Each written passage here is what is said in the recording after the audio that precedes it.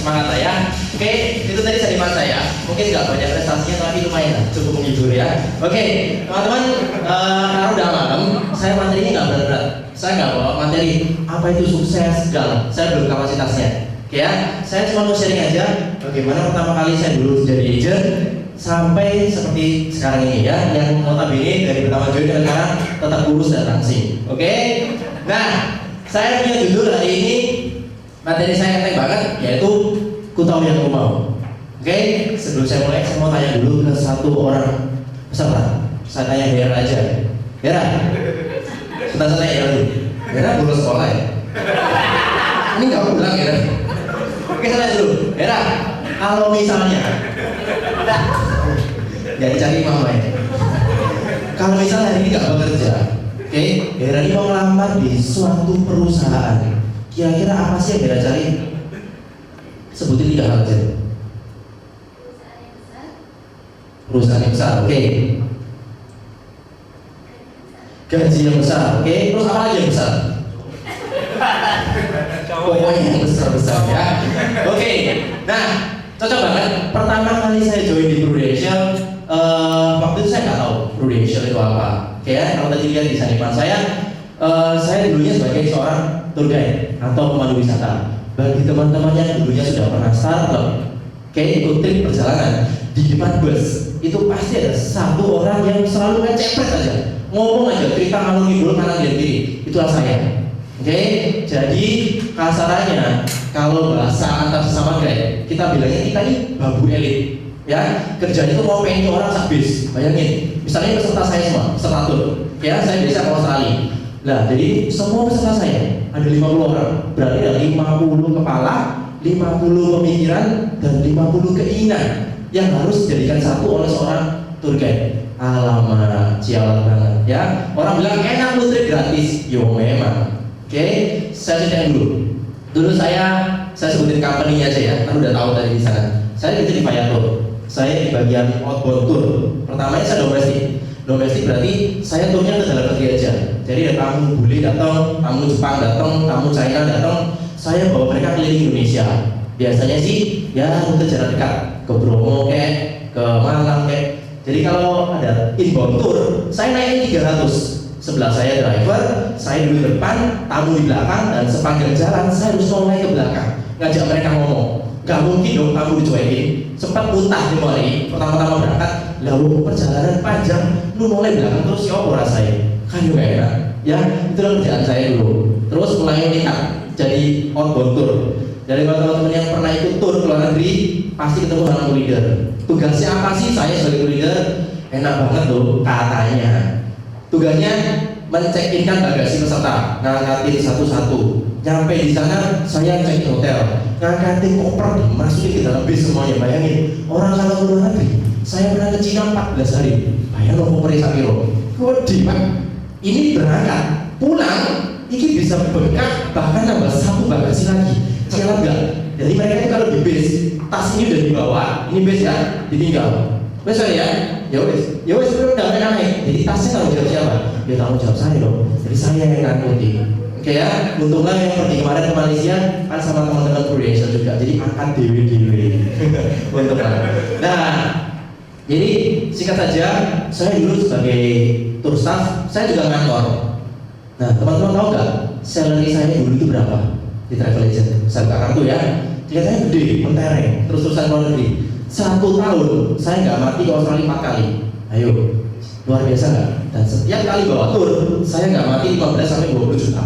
Kalau di ping 4 kali berarti kurang lebih 80 juta. Dengan usia yang saya temui masih 23, 24, apa nggak wis luar biasa? Pegang wis gitu. Oke ya. Nah tapi kalau nggak ada tour saya menggunakan GP alias gaji pokok. Tahu nggak gajinya berapa? Ayo, siapa bisa tebak? Berapa? 1,8 1 juta 1,5. Oke, dengan lulusan D3 diploma pariwisata yang tanpa gelar, gaji saya dulu di travel agent yang mentereng, yang travel yang paling gede se-Jakarta katanya, saya punya salary 1,1. Bayangin, dan pertama kali saya apply di sana, gaji saya cuma 750.000. Wih, gila kan? Nah, sebanding dengan kuliah saya di Petra. Oke ya. Nah, yaudah saya masuk di sana, saya kerja. Pertama happy, karena pada dasarnya saya suka sekali dengan traveling. Mau kemana aja, jalan. Mau kemana aja, jalan. 3 bulan masuk dari Divaya, saya langsung bawa tur Malaysia Singapura. Wah, itu prestasi yang luar biasa loh. Karena di sana orang yang setahun 2 tahun belum tentu boleh dapat izin untuk bawa grup. Oke, wah happy. Tapi lama kelamaan yang jadi karyawan pasti mengalami titik jenuh, betul ya? Perusahaan semakin gede, omsetku gede, turunku banyak, tapi yang dikasih ke perusahaan hanyalah ucapan terima kasih. Lu nggak dapat apa-apa, bahkan dikasih kerja lagi. Bagus Fer, omset kita banyak. Oke, sekarang lu garap lagi grup untuk season tahun 2009. Alamak, kerja lagi. Oke, booking tiket pesawat, booking hotel, booking restoran, booking bis. Bayangin, sebegitu ruwetnya. Oke, 3,5 tahun saya di travel. Perusahaan semakin besar, orang Chinese bilang semakin juaji. Oke, jam istirahat yang dulunya jam 12 sampai jam 1 itu dipotong dari jam 12 sampai jam setengah 1. Wih, bikin mana coba kesel kan nih? Cepet-cepetan. Ya, kita telat check out jam 8 lewat 1 menit, check out udah merah, potong duit makan. Tapi kalau kita jam 5 tank kita nggak pulang, kita lembur sampai jam 9, kita nggak dapat apa-apa. Ayo, siapa yang ngerasain nasib sama seperti saya? Ngaku aja nggak apa-apa. Hari ini harus bertobat. Oke, nah itu yang saya alami dulu. Perusahaan peraturannya semakin gak jelas. Akhirnya tuh-leader lama yang seperti saya ini mulai digeser dengan tuh-leader baru. Begitu gak punya pengalaman bisa bawa tur, gak punya pengalaman bawa tur. Otomatis dengan salary yang lebih kecil. Dulu saya per hari kalau bawa tur itu $80 US. Itu dari kantor aja. Belum termasuk tips, belum termasuk kalau teman-teman ini shopping di toko saya dapat. Belum termasuk kalau saya pintar di sana saya jual show. Contoh, saya lihat bapak ini sodok ganjen, Pak mau nonton live show nggak nama? Boleh tuh kan? Berapaan? 150 nggak pernah kalah. Padahal harganya cuma $40. Saya jual 150. Dari sana lah seorang leader dapat profit. Kalau nggak itu nggak makan teman-teman, ngandelin gaji aja, gak kuat. Oke, lama-lamaan saya pasti ada namanya titik jenuh, gak kuat jadi karyawan. Dan saya juga mikir, saya punya teman di sebelah saya yang bagian dokumen, ngurus paspor, visa dan lain-lain, kerjanya sudah 17 tahun. Dan saya nggak sengaja lihat slip gajinya waktu itu. Tahu nggak gajinya berapa? Ayo, boleh tebak? 4 juta. Berapa? 1,5. Oh, 17 tahun 1,5 juta. Ngesot ya. 5 juta. Oke. 17 tahun bagian dokumen, gajinya tidak lebih dari 3,5 juta. Alamak, berarti saya kalau 17 tahun lagi akan lebih dari dia. Oke, singkat cerita, akhirnya saya fitness di selebriti, bukan gedein, tapi kecilin kalau saya ya. Gak tahu apa sih kecilin. Pas fitness di selebriti, saya ketemu dengan leader saya sekarang yaitu Ko Wibi. Nah, saya ceritakan backgroundnya dulu. Saya dan Ko Wibi sudah kenal sejak lama. Ko Wibi dulu adalah mantan pelatih basket saya di SMA. Ya, di SMA saya di Jalan Kalijugan, sekolah pinggir kali. Oke, saya masih ingat banget dulu Ko Wibi kalau ngajar saya basket, lupa Yamaha Alpha yang cuili itu, ya, tak mau mesti kayak kaos dan pakai sandal basket selalu. Begitu nyampe parkir berdiri di pojok lapangan, ambil gayanya begini. Langsung, yuk lari. Nah, saya ketemu di Celebrity Fitness. Gak tahu itu kecilnya atau gede, kamu juga gak tahu. Fitness di sana, terus tanya, lu kerja apa sekarang? Aku bilang, aku kerja di travel. Terus aku lupa cerita ini ya, pokoknya nawarin Prudential. Karena aku orang ini bodoh percaya. Kalau aku sudah percaya sama orang, ya aku nggak akan negatif thinking terhadap dia. Pokoknya percaya doa. Wes ini loh, tak jelas. Pokoknya lu datang mau di rumahku. Waktu itu pokoknya ini harus datang di atas jam 10 malam. Soalnya nunggu anaknya tidur. Wes ngejak teleponan mewah jam di atas jam 10 malam. Bayangin. Wes ngurusin dia aja, yo nurut aja. Aneh dong. Akhirnya saya datang ke rumahnya di tempat emergency. Saya datang, naik sepeda motor. Dia dijelasin tentang Prudential. Oke, karena waktu itu saya masih punya tabungan serupa, yaitu niaga pendidikan. Saya ditawarin seperti ini, saya cuma berpikir, yo nggak ada salahnya lah, saya nabung sekali lagi. Oke, akhirnya buka polis. Waktu itu cuma 300.000 per bulan. Nah, terus direkrut jadi agent. Saya bahkan nggak tahu Prudential itu apa, saya juga nggak tahu cara kerjanya gimana, dan saya nggak tahu kedepannya itu Prudential seperti apa. Yang saya tahu adalah saya bekerja di kantor, gaji saya 1,1, dan di luar sana gaji yang 3 juta aja sudah oke. Pada saat di BOP, nggak tahu tuh BOP masih atau enggak, saya bilang, oh, Kang Siono bayar 3 juta loh, aku siap-siap. Dan waktu itu saya bilang ke pacar saya, mantan, karena masih single dulu, siapa yang mau? Ya, kira yang mana?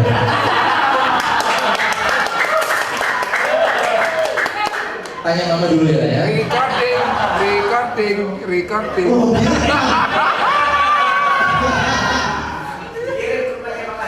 Pikiran saya langsung tercapai, oke? Nah, waktu saya bilang ke mantan pacar saya gini, mene-mene yo, besok kalau aku sudah punya bayaran 3 juta aja, lu minta apa aja tak beli no. Gua ya, sama paling sugih saat dunia. Soalnya saya berpangkalan bahwa gaji saya 1,1, gaji 3 juta aja masih sudah gede banget.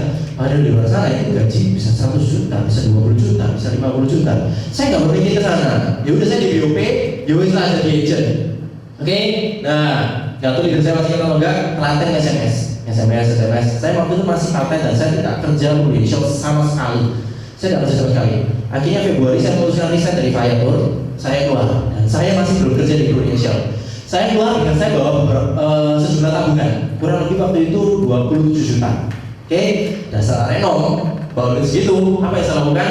Saya ngelombok 2 minggu, plus Bali 1 minggu, pulang gosong Pak.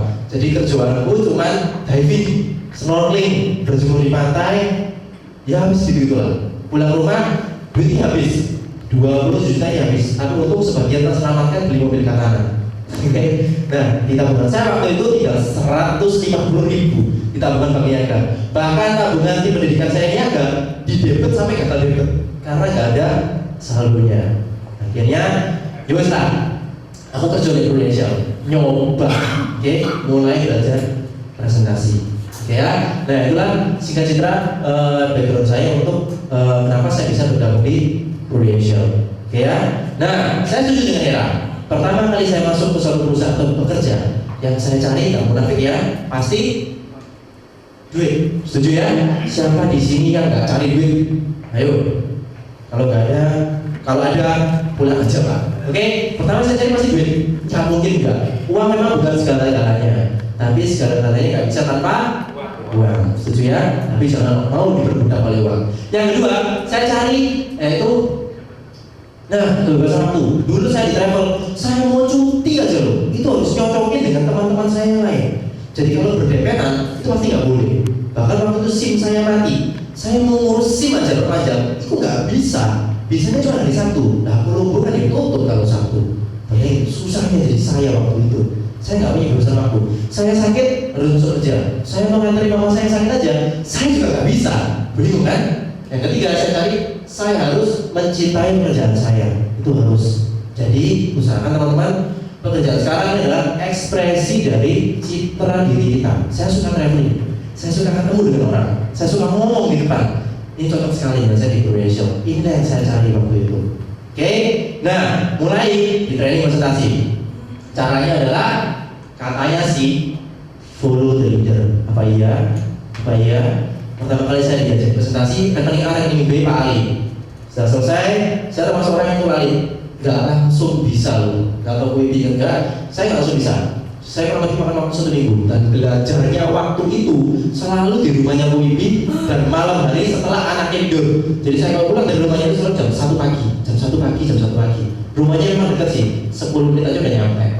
Tapi bayangin, malam terus. Dan jadi presentasi Mas Mari.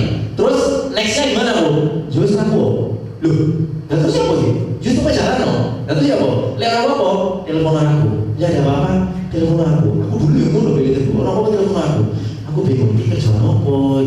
Terus dia sendiri toh suruh jalan dan orang telepon aku. Ya sudah, saya follow dari dia. Mulai aktivitas. Nggak langsung musik teman-teman. Tahu nggak? Nasabah pertama saya siapa? Ayo, nasabah saya pertama kali adalah mantan pacar saya di SMA. Wah, itu mantan kan gampang. Bisa ketemuan nggak? Jawabannya pasti bisa dong. Masa nolak? Tapi quality jomblo ya kan? Langsung datang. Waduh, waktu itu ketemuannya di McD Mulyosari. Kita ketemu di McD Mulyosari. Saya sering ketemu banyak orang kalau proses di McD Mulyosari. Saya proses di sana. Saya proses, ini nggak closing. nggak closing. Ya sudah. Pertemuan kedua adalah 1 bulan setelahnya. Ketemu lagi di McD Mulyosari. Saya tawarin lagi, akhirnya closing 300.000 per bulan. 300.000 per bulan. Wah, seneng kan? Setelah taken dari tasnya dia mengeluarkan aplikasi kartu kredit Bank Mega.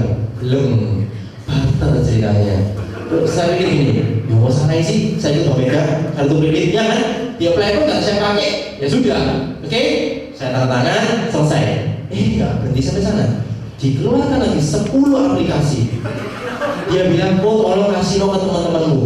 Ya wes lah. Saya bawa ke HR Muhammad yang hari, saya bagikan ke teman-teman. Nggak mungkin ada teman masih ingat ya. Saya kasih aplikasi Bank Mega. Oke? Polisi dia issue.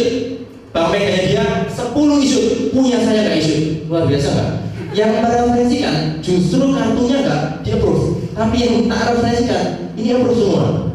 Nah, singkat cerita, polisi jadi saya antar ke tempat kerja dia di Gudang Garam. Saya antar, selesai. Bulan depan polisnya lapse, gak dibayar. Loh yowe, tak ajak ketemuan lagi di McD Mulyosari lagi. Kere, bodoh 5.000 bisa dapat. Oke, saya jawab. Hera jangan panas ya.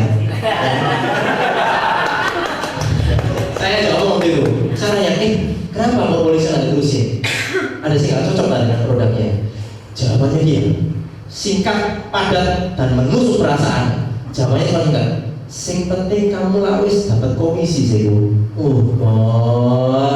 Sejak saat itu saya langsung down, saya menghilang, dan saya di-terminate oleh Prudential. Saya hilang tanpa jejak. Leader itu tidak SMS. Akhirnya sampai ada satu momen itu ADS di Batu dan Malang. Masih ingat ya, jenis nama ya. ADS di Batu dan Malang. Kurang lebih 3 hari. Waktu itu saya sama Wibi disuruh ikut. Dibayari Pak. Bayang loh, dibayari ya loh, gak bayar. Ini sebenarnya bayar. Saya dibayari. Vesta, pokoknya berangkat toh. Ya sudah, kita di hotel apa ya? Orchid ya. Kita di Royal Orchid, kita stay di sana. Kita ikut ADS 3 hari. Selama di ADS seperti biasa lah. Duduknya mesti paling belakang. Nah, hari pertama saya nggak dapat apa-apa. Hari kedua, saya mulai klik di bisnis Prudential. Karena apa? Waktu itu di sebelah saya itu ada satu orang kupu-kupu, orangnya orang Bali. Oke, orang Bali. Saya tanya sama dia, kok sudah dapat berapa case? Tahu nggak jawabannya dia apa? Dia menjawab dengan logatnya dia. Saya sudah 7 case. Dijawab seperti itu, saya langsung maksud sih orang seperti ini aja bisa. Maksud saya harus tunggu seperti dia, baru saya mau jalan. Dan anehnya lagi, setelah ADS itu buyar, saya nggak ketemu orang ini loh. Maksud saya ini titisan malaikatnya di Lusko Meeting ya. Sebenarnya saya nggak ketemu orang ini lagi. Tapi dari dia, saya bisa klik, orang seperti ini aja bisa. Sosial nggak iso. Akhirnya mulai jalan di Prudential. Nah, cara jalannya sebenarnya saya ngapek dulu, saya nggak tahu. Nah, akhirnya saya turuti apa kata leader saya. Wis pokoknya aktivitas. Gak gampang teman-teman, banyak ditolak juga sama dengan teman-teman. Ditolak. Dulu kalau saya prospek dapat proposal, sengaja nggak diajari cara bikin quotation, sengaja. Jadi proposal selalu saya ambil ke rumahnya dan di sebencelo selalu malam. Jokowi mesti bunyi malam dan malam. Dan itu menurut sekarang sama izin saya. Izin saya tidak akan saya jadi bikin proposal sebelum 5 case. Jadi supaya mereka tergantungan sama saya sehingga saya bisa tahu aktivitasnya mereka. Nah, pokoknya teman-teman follow the leader. Apa yang leader kalian omongkan, turut omong. Kalau nggak percaya, nanti kalian jadi leader kuala, tak jamin. Pasti. Jadi pasti bandel-bandel. Disuruh meeting nggak datang, disuruh entry nggak datang. Betul kan? Banyak kan seperti itu. Nah, salah satu kunci sukses di bisnisnya adalah follow the leader. Oke ya? Nah, dulu yang saya lakukan yang kedua adalah ini dia. Trust your company, trust your product, and trust your system. Ini orang lawas Prudential pasti tahu. Trust your company, trust your product, trust your system. Siapa yang nggak percaya Prudential terbaik? Percaya semua ya? Trust your product. Siapa yang punya polis? Siapa yang sudah punya tapi labs? Ayo ngaku. Ayo, saya juga sempat laptop boleh saya dulu, malu, nggak keuangan nggak lancar. Oke ya, sudah punya polis semua? Percaya produk kita terbaik? Percaya ya? Trust your system. Ini yang paling penting. Siapa di sini yang percaya Prudential 5 tahun ke depan bisa 100 juta per bulan? Percaya semua? Percaya semua? Oke. Sekarang saya tanya ke Hera lagi. Hera, kalau misalnya Hera hari ini punya income 100 juta per bulan, pertama kali apa yang mau Hera beli? Ferdi? Lu menghina saya? Kan kelas saya 10 juta udah cukup kok. Mau beli apa? Rumah ya? Oke. Saya dulu pertama kali di BOP, saya jujur aja saya nggak terlalu percaya 100 juta dalam pikiran saya. Bapakku kerja 10-an tahun aja nggak sampai 100 juta loh. LLM paling 15 juta itu kerja sendiri. Mungkin 5 tahun 100 juta. Ya buat cara ya, aku nggak ngerti. Cuman trust your company itu pertama, trust your product, dan trust your system. Wes ini tuh yang paling mudah. Ini aja yang paling mudah. Gak usah oleh kanan kiri lah. Hari ini banyak penawaran. Yang namanya penawaran seperti Pak Ando bilang, yang namanya penawaran itu selalu jauh lebih indah kemasannya, tapi kita tidak pernah tahu isi dalamnya. Oke, pegang dulu prinsip ini ya. Trust your company, trust your product, and trust your system. Oke, nah yang ketiga, saya dulu namanya saya harus punya dream. Saya harus punya dream. Dream ini seperti penyemangat buat diri saya. Nah, saya mau cerita aja, dulu pas jadi agent, saya punya dream pengen beli mobil. Oke, dulu teman-teman, saya ini juga ada midernya loh, beneran. Saya dulu waktu zamannya di keuangan, saya kalau prospek itu naik motor saya yang itu tadi, ya, itu sekarang sudah hilang, dicuri maling 2 bulan yang lalu depan rumah. Dulu motornya nggak sebagus itu, dulu protolan, speedometernya nggak ono, ratingnya nggak perlu kabeh, double starter nggak bisa, harus pakai starter kaki, akinya bolong. Wes pokoknya protolan, bekasi mulia dulu. Kalau prospek, saya gembol tas, saya taruh printer di selangkangan. Ya, jadi wes pokoknya ribet bener dong. Kalau saya dulu di hari Muhammad, percaya saya kadang itu parkirnya nggak di depan kantor saya. Saya parkirnya di agak serong di pintu gerbangnya situ. Khususnya dia tahu ya, agak ke sana. Ngapain pikir-pikir ngapain saya parkir di sana? Yo, ada isinya juga ya. Dulu pas saya prospek, tokonya di sana ya, saya parkirnya di sini. Saya jalan ke sana, lewat kayak mobilnya kan pas parkir dia gunung pokoknya. Dia nggak tahu saya naik motor atau enggak. Dulu rambut saya memang sengaja nggak seperti ini, gondrong. Kalau pakai ini gaya helm, ya lucu lah, supaya teror lah. Ya, dulu rambut saya memang sengaja saya panjangin. Padahal saya kepingin model kayak gini dari dulu. Nah, singkat cerita, saya lihat anak-anak, kok ganti mobil yo, Jali beli mobil, Kuwili beli mobil, Wabir ke motor, gila-gilaan. Saya harus mau dong. Tapi itu hanya sekedar angan-angan. Yang bikin saya benar-benar pengen di mobil adalah pas saya pulang dari HR Muhammad, pas saya bawa 4 buku polis, saya masukkan ke dalam jaket saya bawa tas laptop, saya pakai sepatu baru waktu itu, dan saya pakai tas celana baru waktu itu. Saya naik motor jam 4 sore, matahari persis di depan saya. Oke, jadi silau. Yang namanya helm itu kan nggak pernah bersih katanya, selalu bosan karena beda ya kan.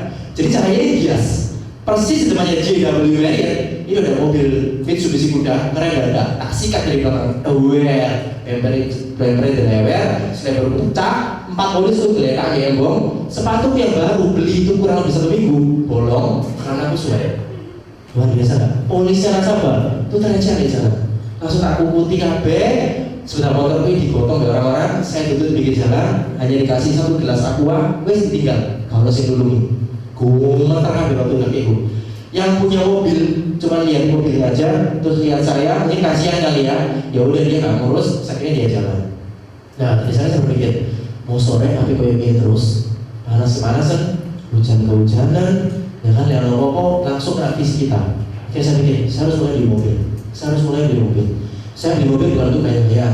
Saya pengen beli mobil untuk menunjang aktivitas saya. Dan saya lihat waktu itu mama saya kalau mau ke rumah mama saya, ke nenek saya, itu kasihan loh. Harus naik bimo, harus naik becak. Kok rasanya gak teko?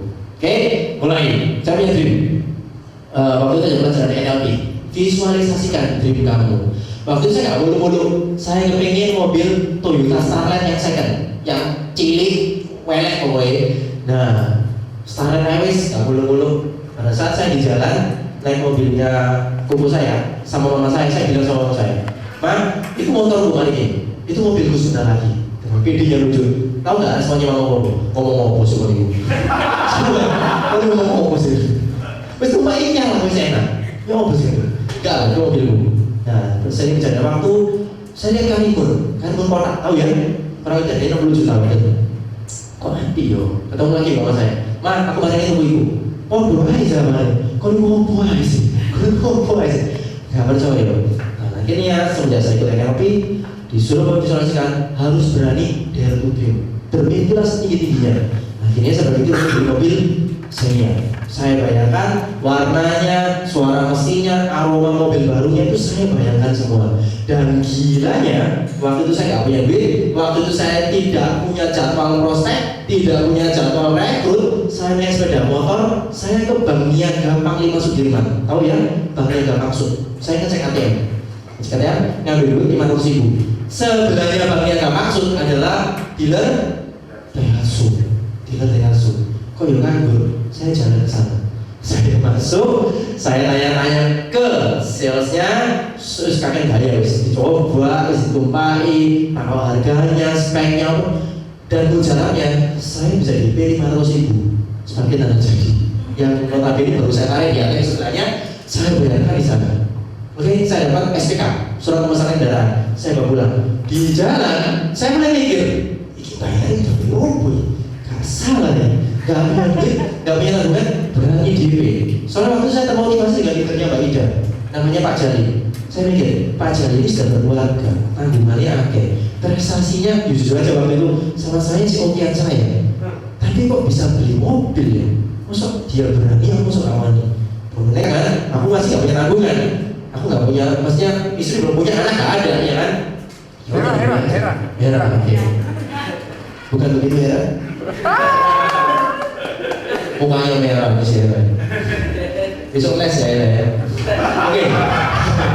Royalty loh ya. Akhirnya saya DP lah itu. Nah, gara-gara saya melakukan itu, saya jadi termotivasi. Dan akhirnya nggak percaya, dalam waktu 8 bulan saya bisa diminta tanda jadi 60 juta. Saya bisa kasih duit itu cash keras, tapi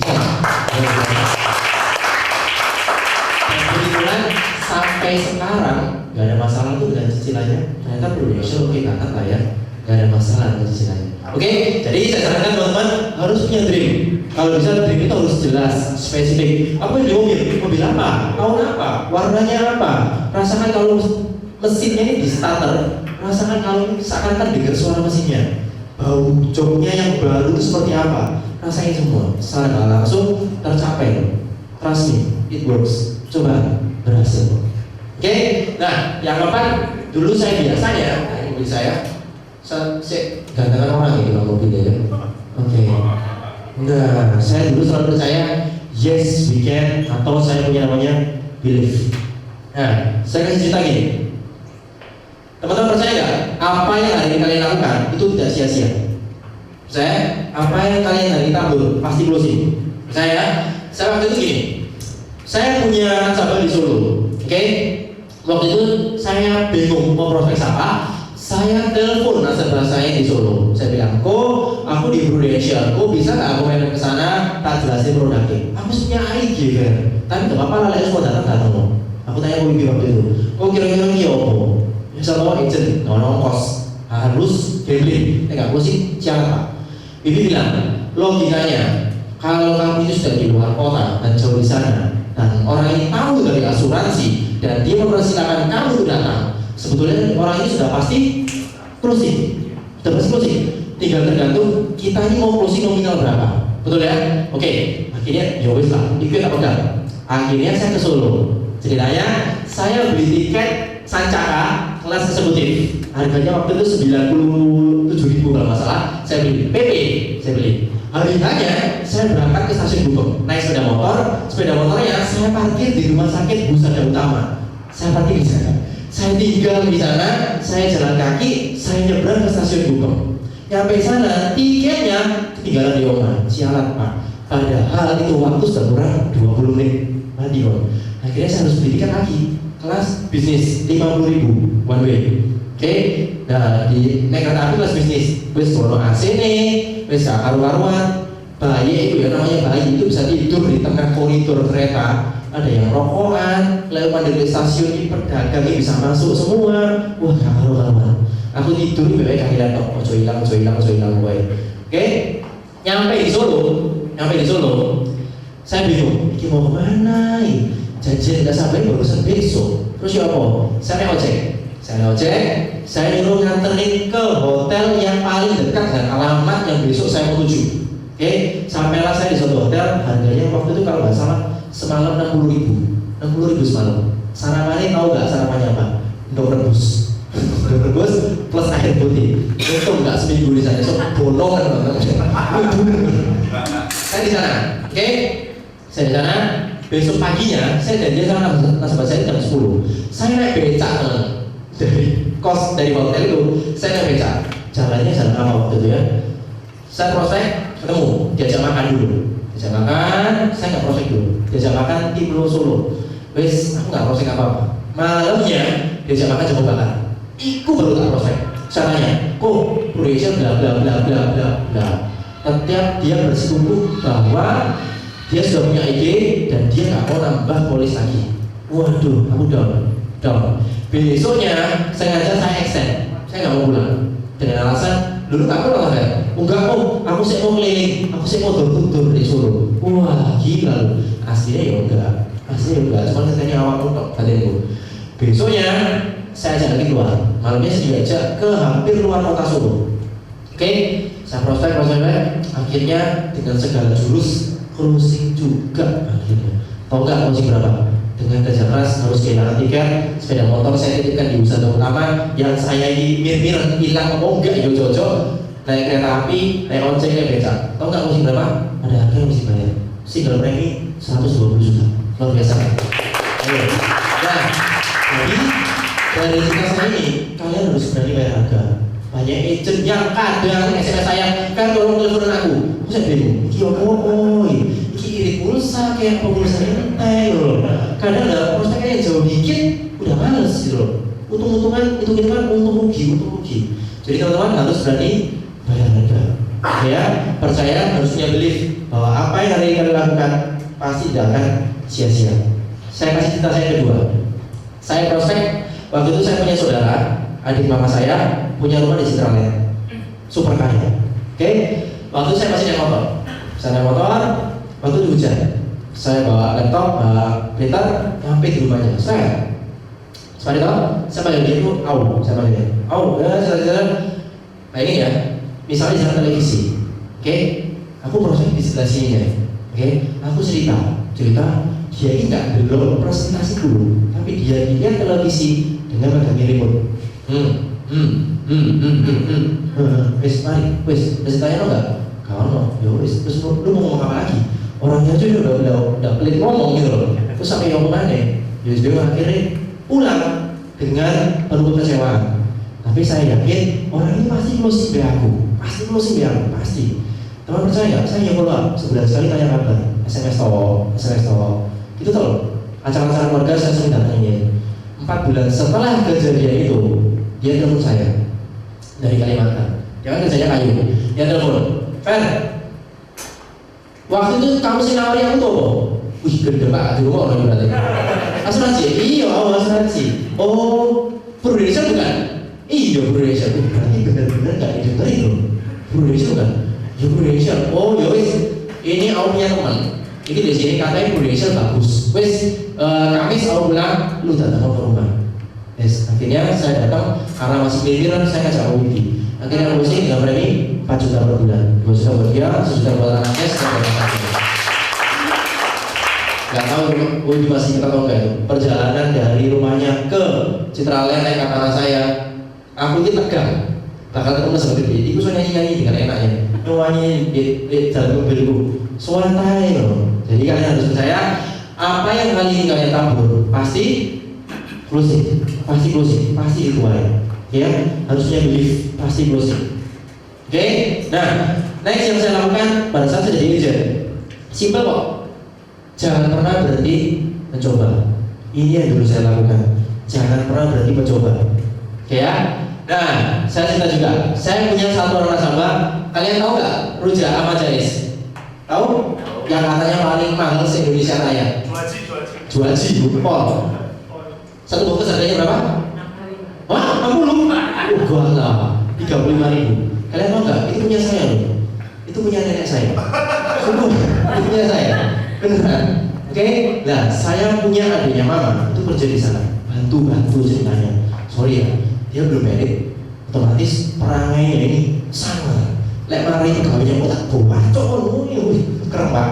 Dari semua dulur saya nggak expect dia itu bisa musik. Coba, soalnya aku nawarin itu aja males. Soalnya jadi kerempol, aku nawarin aja males. Cuma saya nggak, dari dia saja, saya dapat nampolis loh. Tahu nggak cara gimana? Pertama kali saya prospek, langsung welcome. Bukain buat keponakannya dulu. Jadi sepupu saya, dia bukain 300.000 per bulan. Oke ya, closing. Tidak punya rekening tabungan, tidak punya kartu kredit, otomatis saya harus nagih. Saya udah tenangin, harus punya rekening tabungan loh. Besok kalau klaim, ini mau ditransfer kemana gitu. Tetap mau ditagih. Tahu nggak? Pada saat saya nagih dia, itu halaman kan luas tuh, tempat jual rujak tuh. Saya baru nyampe di depan pagernya, dia tuh sudah di sana. Tahu nggak apa yang dia katakan? Oh, tukang tagih tuh kok. Gila kan? Kamu enak rasanya. Tukang tagih tuh kok. Ya ampun, asem gitu ya. Kamu dengan rutin tak tagih, closing lagi untuk dia 1 juta per bulan. PA, ya. Rutin saya tagih. Buka lagi polis PIA. Waktu itu cuma nyoba 20 juta. PIA sebenarnya. Oke, rutin tagih. Buka lagi PIA saya 50 juta. Pelan-pelan, tak dipilih pelan-pelan. Saya nggak pernah menyerah. Meskipun orangnya boceno, tapi duitnya harus kuat. Oke, datang lagi, dia buka lagi untuk dirinya, upgrade lagi buka polis baru 300.000 plus untuk keponakannya dia 500.000. Bayangin, hanya karena satu orang nasabah yang kalau telaten, ya, jawabeni, wes omongan pedes biar lah bisa dapat polis loh. Ayo, siapa yang mau seperti itu? Harus telaten. Jangan pernah berhenti mencoba dan jangan pernah punya mindset yang negatif. Saya punya teman kerjanya di depan Galaxy Mall, gor bulu tangkis tahu, restoran Jula-Juli tahu, itu kan ada tempat, ada perkantorannya di dalam. Dia kerja di sana, rumahnya dekat saya. Nah, sampai 1 menit saya prospek.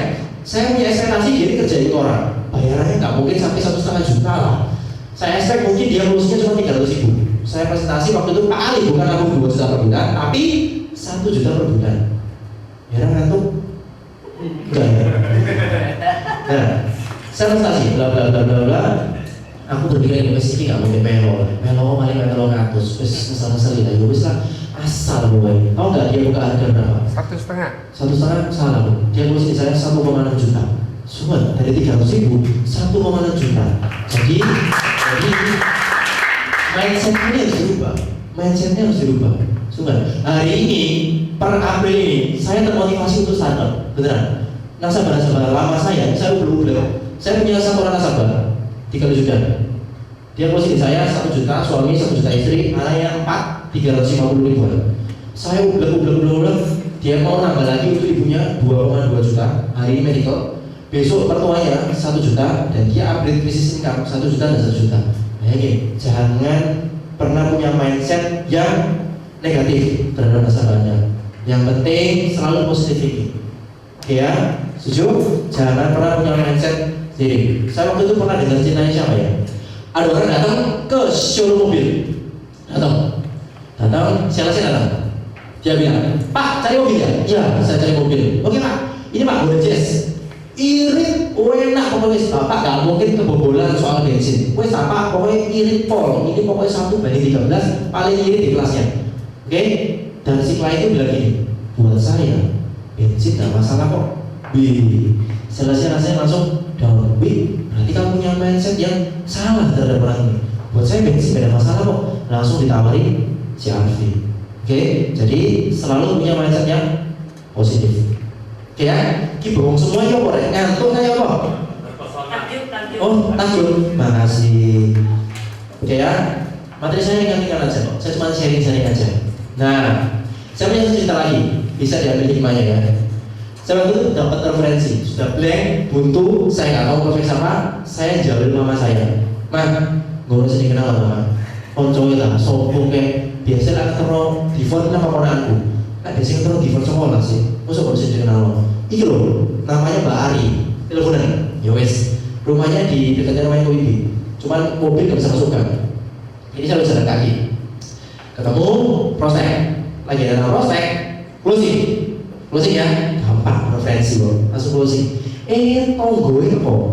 Tonggoe apa? Datang dolar, tak prospek sekalian. Oke, saya pikir bisa nggak sih ini? Wis coba ya lah, masuk gak iso. Tak prospek, akhirnya closing. Yang referensi closing 300, yang dolar closingnya 500. Ajaib kan? Ya kan? Nah, berarti dari sini teman-teman bisa ambil makna bahwa jangan pernah berhenti mencoba. Kalau ada peluang, sikat. Saya pernah dengar siarannya Suroyo. Dia ini mulutnya udah tahu Suroyo ya, yang katanya Prudential Raja Global. Mulutnya dia ini udah lecek soal Prudential. Dia waktu itu cerita di mobil. Waktu saya jemput dari Jakarta Paragon. Dia waktu di depan ATM, dia tuh ngantri di ATM. Dia tuh kepengen ngomong sama orangnya di depannya, tapi dia nggak tahu ini topiknya topik apa gitu. Caranya simpel. Dia pura-pura bungkuk bersih sepatu. Oh, orangnya ditendang sama Suroyo. Ditendang orangnya. Otomatis ya orangnya noleh kan. Orangnya tanya, kenapa Pak? Oh enggak, saya cuma bersih sepatu.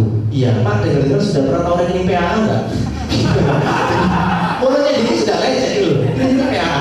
Oh dia kencing di mall aja.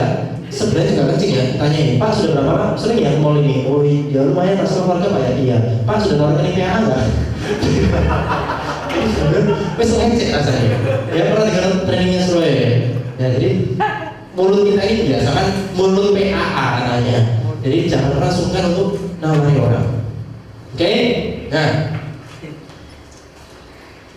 Oke, saya lagi hari ini saya punya kejadian yang cukup lucu. Saya selalu punya nasabah di Pojok Landru. Saya ini selalu tarik tunai duitnya dia. Closing saya 400.000. Saya tarik tunai, closing lagi 300.000. Total 800. Tapi yang bayarin mamanya.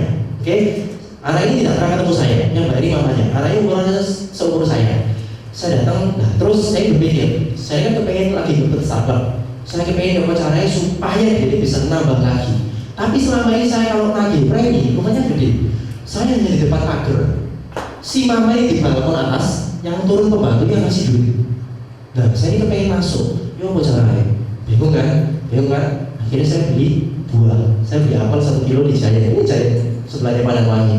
Saya beli. Karena dia itu tahu saya bawa bungkusan, otomatis dia mempersilahkan saya untuk masuk dong. Oke, saya kasih apel. Ini ya sekedar buat tangan lah dari kami. Orang Ambon, apa aja malu nih, repot aja saya pun jadi gak enak. Oh mungkin cuma orang repot, aku jadi gak enak gitu.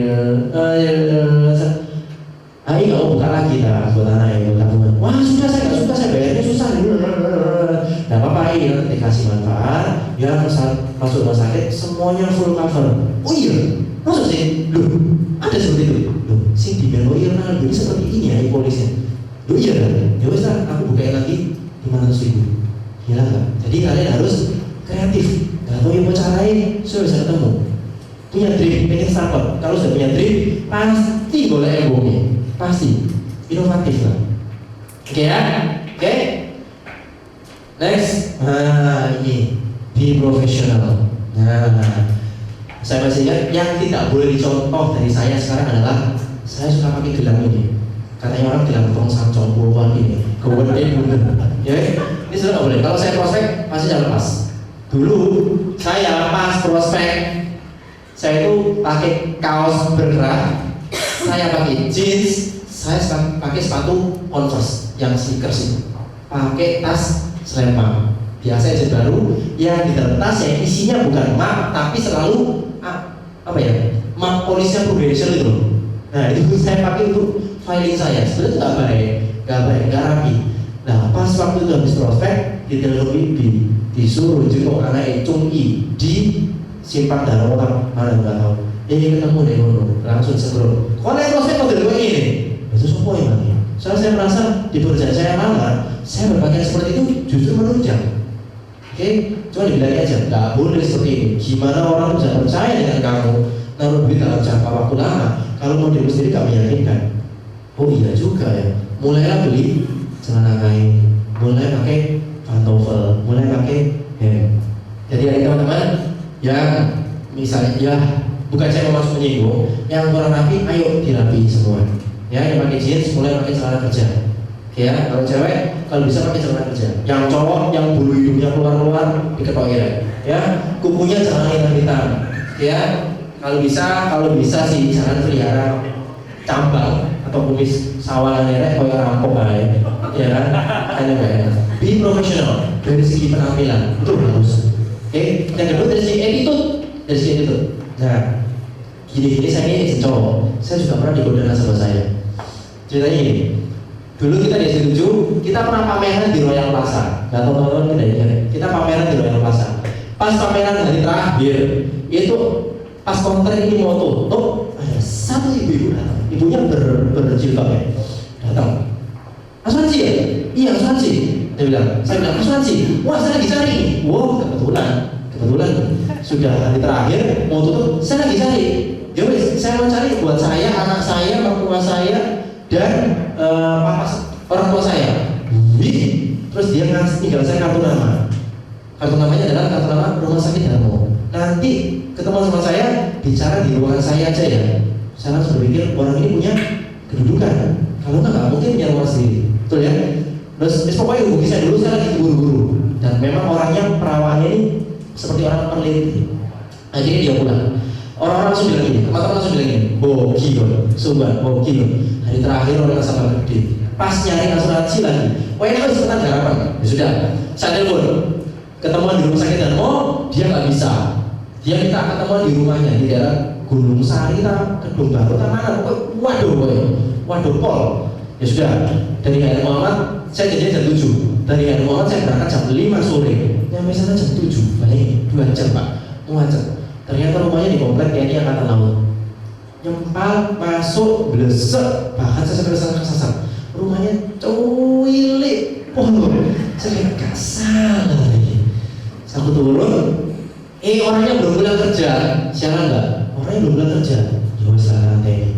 Rumahnya sepi, cuma ada satu nenek-nenek tua. Akhirnya datanglah si ibu ini, dengan motornya. Langsung dia tanya, mana proposalnya? Waktu itu dia nggak buka harga, saya bikin aja sesuai ekspektasi. Dia 2 juta, suami 2 juta, anak 1 juta, bla bla bla bla. Saya tunjukin, oh gini ya. Paling ini berapa? Paling mulai ngomong soal ini. Paling ini 300 kok Mbak. Oh, saya cari yang 300 bisa untuk satu keluarga. Buatin Bu, jelas sekali. Aduh, akhirnya tolongan langsung nggak mampu. Aku langsung mulai males. Terus sudah malam, nggak dikasih minum, sepi, wes, ya mulai, wes nggak punya asuransi karena saya tahu ini nggak punya dari beli, pasti wes. Terus saya mulai ngobrol. Kerjanya apa Pak? Ya di rumah sakit Darmo. Oh, suaminya di mana? Suami saya kerja pelayaran. Pelayaran, maksudnya dia ikut kapal pesiar. Woi. Jadi sekali berangkat bisa pulangnya kapan Mbak? Ya hari ini berangkat pulangnya bisa 8 bulan lagi. Wah, oh gak apa-apa Mbak gitu. Ya jawabannya stok HP ya bilang. Ya kadang sih saya jable sih Mas. Mulai. Kadang saya jable sih Mas. Oh, terus begitu. Saya suka loh Mas kerja asuransi. Bikin aku tak rekrut. Saya juga kerja MLM Mas. Oh, tapi ya gitu, saya nawari itu pejabat-pejabat. Tapi orang pejabat itu mau beli, asalkan saya ini mau tidur dengan dia. Nah, saya nggak mau. Dan saya mulai mikir, tanpa saya sadari, dia dulu sudah mulai merapat dengan saya. Saya mulai mati, pintu ini ditutup, buyar. Nah, mulai insting mulai main. Saya langsung ini saya bener ini. Terus saya tuku, terus kelakuannya udah mulai nggak jelas. Nah, langsung saya mulai berdiri, saya bilang, yes Pak, apa-apa. Dihubungi dulu sama suaminya. Suaminya pulangnya kapan Pak? Agustus ya? Waktu itu bulan Januari masih. Agustus ya? Iya, yes Pak. Cepat-cepat pulang. Semua, cepat-cepat pulang. Soalnya, kenapa kamu ketawa Pak? Cepat-cepat pulang kan ceritanya Pak. Heran Pak, gimana ya? Jadinya teman-teman agent, cewek terutama pasti banyak juga calon nasabah, setuju ya? Pasti banyak lah. Selama kita bersikap profesional, profesional, mereka pasti respect kok sama kita. Cowok pun ya pasti banyak yang godain, pasti ada lah, pasti ada. Paling kalau saya paling senang prospek nasi ayu, paling senang ibu. Wih Cik, kok mandi ya? Pakai parfum Givenchy ya? Enggak kan, mau sih biasa mulai, mau ngomong gak karu-karu guys. Masuk ya gak perlu sih nanti. Terus gimana ya kok? Iya, saya yang perlu sih. Oke ya, jadi teman-teman ingat apa yang harus dilakukan? Satu, follow the leader. Oke, follow the leader. Itu yang pertama. Apa yang leader ngomong harus kalian turutin. Yang kedua adalah trust your company, trust your product, and trust your system. Progression the best. Yang ketiga, kalian harus punya dream. Judulnya hari ini, ku tahu yang ku mau. Kalian sudah tahu nggak apa yang kalian mau di progression? Harus jelas. Harus punya dream. Oke, boleh mobil, boleh rumah, boleh Starbucks, boleh UM, terserah. Oke, yang keempat, kita harus punya belief. Pasti bisa, pasti bisa. Yang kelima adalah jangan pernah berhenti mencoba. Oke, yang keenam be profesional, dan yang terakhir yang selalu saya lakukan adalah berdoa. Ora et labora. Artinya apa? Ora kerja, ora mangan, ya. Enggak lah, artinya bekerja sambil berdoa. Oke, jadi teman-teman harus tahu apa yang kalian mau di progression. Waktu kurang 8 bulan lagi. Namanya saya termotivasi sekali untuk startup. Setelah saya dengar sharingnya Hartono, kamu harus punya reward, harus punya reward. Tapi saya pikir, ya benar juga ya. Saya nyuruh aja saya startup, tapi saya dewi nggak pernah startup. Di sini harus bisa. Oke, nah, oke, di Prudential ibarat kendaraan super cepat. Pasti sering lah dengar seperti ini. Nah, kita sekarang di Surabaya mau ke Jakarta. Naik apa aja yang bisa? Pesawat, kereta, mobil, sepeda motor, jalan kaki bisa nggak? Bisa kan? Semuanya sama-sama nyampe, betul ya? Tapi jadi pertanyaan adalah sampainya kapan? Oke, Surabaya itu ibarat kita sekarang. Jakarta itu ibarat dreamnya kita. Pengen Starbucks, di rumah beli mobil. Kendaraan ini ibarat pekerjaannya kita. Dulu saya di Viator, saya pengen beli mobil. Kendaraan saya berarti Viator, ya. Dream saya mobil dengan gaji 1,1 yang setiap bulan dipotong ini itu yang hanya bisa ditabung 250.000. Harga mobil 60 juta. Kapan tuh nih? Berarti harus ganti kendaraan. Nah, teman-teman lihat ini. Nah ini Ferrari dengan Michael Schumacher. Oke, turun di sirkuit Sentul, diadu dengan Ferrari dengan mobil Karimun. Oke ya, sama-sama di sirkuit Sentul. 1, 2, 3, toeng. Yang menang siapa? Ferrari dong, dengan Michael Schumacher-nya. Setuju ya? Kalau sekarang saya balik, saya belajar Ferrari sampai bisa. Oke, dia dulu. Saya naik Ferrari yang sudah belajar, Michael Schumacher, saya naikin Karimun. Dia dulu. 1, 2, 3. Toeng. Yang menang siapa? Ferrari. Yang menang Ferrari dong. Berarti bukan masalah siapa orangnya, tapi yang masalah adalah kendaraannya. Lu mau skill driver putih hebat, tapi lihat ditumpak lo becak di Pondokane. Setuju ya? Yang penting kendaraannya. Di Prudential adalah kendaraan yang super cepat. Setuju? Oke. Nah, jadi mulai sekarang teman-teman harus tahu apa yang kalian mau. Siapa yang mau startup? Saya tanya. Ayo, saya juga pengen startup nih. Pasti ya. Siapa yang UM? UM tau, masih pengen naik. Oke, saya sudah di Toro, yang sudah di rumah. Saya tahun depan pengen di rumah, pengen banget. Moga-moga terturuti ya, insya Allah. Oke teman-teman, sekian dari saya. Semangat lagi. Oke, luar biasa ya. Dari saudara kecil ternyata kita dapat goyangan pada pagi hari ini. Siapa yang setelah mendengarkan sharing dari saudara Febi semakin semangat? Oke semuanya keren ya, luar biasa ya. Kita pulang nggak sia-sia ya, kita datang ke tempat ini, kita pulang mendapatkan motivasi yang luar biasa. Oke, sebentar kita akan akhiri acara M2 kita. Mudah-mudahan semuanya kita boleh berdiri. Kita akan tutup dengan doa. Saya akan pimpin Sari Kristiani. Kemudian setelah itu kita akan bikin.